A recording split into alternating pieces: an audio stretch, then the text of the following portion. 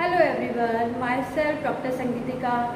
Today in this video lecture I am going to discuss crystal field theory in tetrahedral complexes. Right? You have already learned about valence bond theory, Sedgwick theory, Vernier theory. Now this is the crystal field theory. We already discussed their assumptions in octahedral video, in octahedral complexes. Today I am discuss tetrahedral complexes. Tetrahedral complexes कब होगा? When the metal atom combines with ligand 4. The number of ligand attached are 4 in case of tetrahedral complexes, and the coordination number is also 4. Right? And the hybridization is sp3 hybridization. In this case, we are studying the tetrahedral complexes. Right? Hybridization sp3 है. So let us discuss some example in which we have discussed tetrahedral complexes. NiCl4 2 negative. In this case, we have discussed the tetrahedral geometry. NiCO4 0. In this case, we are also discussed tetrahedral complexes. एक copper का example भी ले लेते हैं, NH3 4 2 positive. Right? जहाँ पर भी हमारा हाइब्रिडाइजेशन sp3 होगा तो हमारी ज्योमेट्री क्या होगी? Tetrahedral. It is not necessary कि 4 लिगेंड हो. अगर 4 लिगेंड हो तो स्क्वायर प्लेनर ज्योमेट्री भी हो सकती है. बट अगर हाइब्रिडाइजेशन क्या है? sp3 है. तो in this case we are study about the tetrahedral complexes. अब जरा पोजीशन ऑफ लिगेंड्स भी हम लोग डिस्कस कर लेते हैं इन केस ऑफ टेट्राहेड्रल कॉम्प्लेक्सेस. जरा ध्यान से देखिएगा. इधर ये मैंने क्या बनाया है? एक स्क्वायर बनाया है. इसमें आप देखिए 2 लिगेंड्स मैंने कहाँ लगाए हैं? ऊपर वाले कॉर्नर्स की अपोजिट साइड्स में. राइट? दोनों लिगेंड्स क्या लगाए? अपोजिट वाली साइड्स में. नीचे मैंने कहाँ लगाया? उससे अपोजिट डायरेक्शन में. लिगेंड्स कितने अटैच्ड हो रहे हैं? 4 लिगेंड्स अटैच्ड हो रहे हैं. This is the metal atom. 2 ligand ये अटैच्ड है, 2 लिगेंड ये अटैच्ड है. This is the shape of tetrahedral complexes. Now before going to crystal field splitting, we have discussed first the splitting of d orbitals or the shape of d orbital. Now quickly we discuss the shape of d orbital. Shape of d orbitals. आप इसी तरीके से axis लेंगे. This is x axis, this is y axis and this is z axis. d orbitals में as you know there are 5 d orbitals. कितने d orbitals होते हैं? 5 d orbitals होते हैं. उनके नाम क्या होते हैं? dxy, dyz, dxz. ये क्या हो गया? dx square minus y square and dz square. Now discuss their orientation, discuss their shape. पहला ऑर्बिटल हमारा क्या है? This is dxy. Right? dxy. इसमें आपने क्या बनाना है? The shape of the d orbital is dumbbell. आपने 2 डम्बल इस तरीके से ड्रॉ करने हैं. किसके बीच में? dxy के बीच में. एक ये xy के बीच में आप इस तरीके से ड्रॉ करेंगे और एक इस तरीके से ड्रॉ करेंगे. राइट? दूसरा हमारा ऑर्बिटल क्या है? dyz. Right? This is the x axis, this is the z axis. Suppose मैं सेम एक्सिस लेके ड्रॉ करती हूँ. इस बार आप क्या ड्रॉ करेंगे? Between the y and z axis. एक इस तरीके से ड्रॉ हो जाएगा और एक इस तरीके से ड्रॉ करेंगे आप. High probability region. This is the dyz. Now next one is dxz. This is x and this is z. इसमें से आप इस तरीके से सिंपल बीच में बिटवीन द एक्सिस आप अपने हाई प्रोबेबिलिटी रीजन ड्रॉ कर सकते हैं. This is the dxz. बाकी बचे दो, dx square y square and dz square. This is the dx square y minus y square. ये x एक्सिस है और ये आपका, सपोज इसी को मैं y एक्सिस बना लेती हूँ. आप इसमें कैसे ड्रॉ करेंगे? along the axis. Right? Now last in case of dz square, एक आप लोग अपने बनाएंगे इस तरीके से और एक क्या बनाएंगे? रिंग ड्रॉ करेंगे. dz स्क्वायर में क्या है? High probability region dz square पर ही है. तो एक अगर आपका ऑर्बिटल ये है, दूसरा इस तरीके से नजर आता है, बीच में एक रिंग की तरीके से. This is the pattern how to draw the shape of d orbitals. अब जरा ध्यान से देखना. In this case high probability region आप कहाँ बना रहे हैं? High probability region are between the axis. High probability region क्या है? Between the axis. इस बात को ध्यान रखना. स्क्वायर, हाई प्रोबेबिलिटी रीजन कहाँ मिल रहा है? Along the axis. कहाँ मिल रहा है? Along the axis. ये मेटल्स के डी ऑर्बिटल्स है, 3 D orbital between the axis, 2 कहाँ है? Along the axis. अब जरा इधर आ जाइए, जो हमारी टेट्राहेड्रल ज्योमेट्री है, टेट्राहेड्रल ज्योमेट्री में जो लिगेंड हमारे अप्रोच कर रहे हैं, लिगेंड्स आर अप्रोचिंग, जो हमारे लिगेंड अप्रोच कर रहे हैं टेट्राहेड्रल में, लिगेंड्स आर अप्रोचिंग, कहां से अप्रोच कर रहे हैं? Between the axis. अभी देखिए मेरा एक्स एक्सिस है, इसको मैं थोड़ा सा और इधर कर दूं तो क्या बन जाएगा? एक्स डैश, ऊपर वाला और नीचे ले जाऊंगी तो जेड डैश, इधर चला जाऊंगी तो वाई डैश। लिगेंड कहाँ है? लिगेंड कहाँ से अप्रोच कर रहे हैं? Ligands are approaching between the axis. Ligands हमारे अलोंग द एक्सिस अप्रोच नहीं कर रहे हैं। क्लियर? यही कहानी होती है डी ऑर्बिटल्स की स्प्लिटिंग। जो मेटल्स के इलेक्ट्रॉन्स है, जो डी इलेक्ट्रॉन्स है, वो और किसके बीच में? जो लिगेंड्स के लोन पेयर ऑफ इलेक्ट्रॉन्स है। लिगेंड के लोन पेयर हमारे कहाँ से, लिगेंड कहाँ से जुड़ रहा है? लिगेंड जुड़ रहा है बिटवीन द एक्सिस। इन दोनों के बीच में रिपल्शन हो जाता है।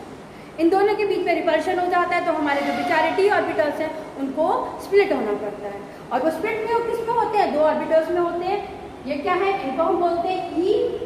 ऑक्टाहेड्रल में हम इन्हें जी लगा देते हैं, यहाँ यूज करते हैं ओनली ई। और ऊपर वाले ऑर्बिटल्स का नाम होता है T2, राइट? जिसमें रिपल्शन होगा उसकी एनर्जी ज्यादा हो जाएगी, राइट? मैं जरा क्रिस्टल फील्ड स्प्लिटिंग डायग्राम बनाती हूँ, फिर आपको और क्लियर हो जाएगा। यस, मैंने क्रिस्टल फील्ड डायग्राम बना दिया टेट्राहेड्रल कॉम्प्लेक्सेस का। जरा मैं एक मेन इंपॉर्टेंट बात और बता देती हूँ, जो हमारे लिगेंड्स हैं, right, all the ligands are not approaching equally, या all the legends not equally affect the d orbital's electron.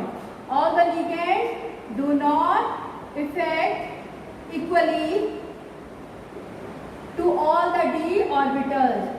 Equally to all d orbitals, पूरा equally affect नहीं करते हैं। Clear? They are not affecting equally. Ligands कैसे approach करते हैं? हम clear कर सकते हैं।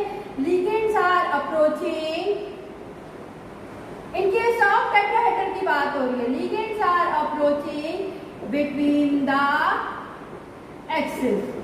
लिगेंड अप्रोच कर रहे हैं between the axis. 5 D orbitals हैं, मैं पहले बता चुकी हूँ, dxy, dyz और dxz। 3 ये हैं, इनका नाम हमने रखा है T2। 2 क्या है? dx² -y² and dz²। ये क्या है? e orbital. Clear? Ligand approaches between the axis. इनका इंटरेक्शन है, इसका कोई इंटरेक्शन नहीं है।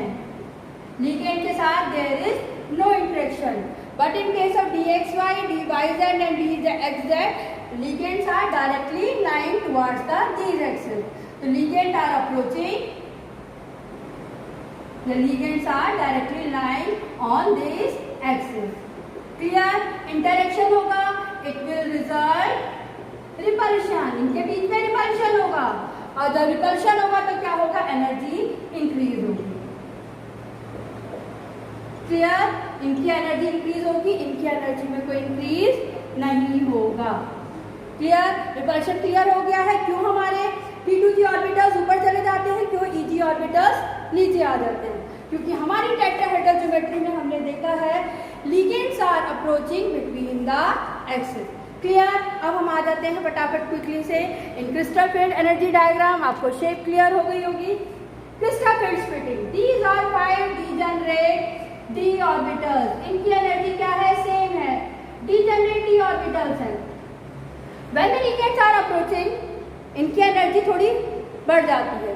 जब लिगेंड अटैच्ड हो जाता है, जब लिगेंड और मेटल का इंटरेक्शन हो जाता है, तो जो डी ऑर्बिटल्स हैं दे स्प्लिट बिटवीन द 2 लेवल। ऊपर वाले को बोलते हैं T2 और नीचे को बोलते हैं E। जी नहीं लगाते, जी किस में लगाते हैं? इन केस ऑफ ऑक्टाहेड्रल कॉम्प्लेक्सेस। जो 2 ऑर्बिटल्स हैं क्या है? dx² -y² dz²। इनकी एनर्जी लोअर रहती है और इनकी एनर्जी तीनों की dxy, dyz और dxz की ज्यादा हो जाती है। क्लियर? कितनी ज्यादा हो जाती है? इनकी ज्यादा हो जाती है बाय द 4dq पैरामीटर से, और इनकी कम कितनी हो जाती है? -6dq पैरामीटर्स है। बीच में क्या है? पेरिसेंटर है। क्लियर? अगर ये क्या है, अगर दोनों बीच में रहेगी तो 0 है, जितनी ऊपर बढ़ी उतनी ही नीचे कम हुई है। अगर आप 3 इलेक्ट्रॉन्स यहाँ रखें, 4 3 12। क्लियर? आपकी 12 DQ हायर हुई। अगर यहाँ 2 इलेक्ट्रॉन्स नीचे रखें, उनको आप 6 से मल्टीप्लाई करें, 6 2 12, और 12 भी आपकी लोअर हुई। तो अगर आपकी सेम इसी लेवल पर रहती है तो 0 रहेगी, और ई वाले की लोअर कितनी हुई? -6 DQ पैरामीटर। इसको हम और क्या लिख सकते हैं? 0.6 delta T. If it is visible, 0.6 delta T. और ऊपर वाले को क्या लिख सकते हैं? 0.4 delta T. Delta is the crystal field splitting energy in case of tetrahedral complex. Clear? ये बहुत इंपॉर्टेंट चीज क्लियर हो गई। ये पैरामीटर्स आपको याद होना चाहिए। और ये पूरा डिफरेंस कितना होता है? It is equal to tan DQ। ये आपको CFC कैलकुलेट करने में हेल्पफुल रहेगा। कुछ इंपॉर्टेंट बात और मैं फटाफट से बता देती हूँ। जो हमारी टेट्राहेड्रल की स्प्लिटिंग है, वो ऑक्टाहेड्रल से कम है। कितनी कम है? It is by the parameter of 0.45 delta O या 4/9 डेल्टा O। इस पैरामीटर से कम है। क्यों कम है ये भी मालूम होना चाहिए। In case of tetrahedral complexes कितने लिगेंड अप्रोच कर रहे हैं? 4 ligands are approaching, right? Approach कम कर रहे हैं तो CFSC कम आ रही है। But in case of octahedral complexes 6 ligands are approaching. तो 6 लिगेंड अप्रोच करेंगे तो CFSC उतनी ही ज्यादा होगी। क्लियर? फटाफट से एक बात और कर दें, जो क्रिस्टल फील्ड स्प्लिटिंग है उसका मैग्नीट्यूड किस पे डिपेंड करता है? It depends upon nature of ligands. It depends upon nature of ligand. जो CFSC है वो किस पे डिपेंड करेगी? लिगेंड पे। अगर आपका लिगेंड क्या है? स्ट्रॉन्ग फील्ड है।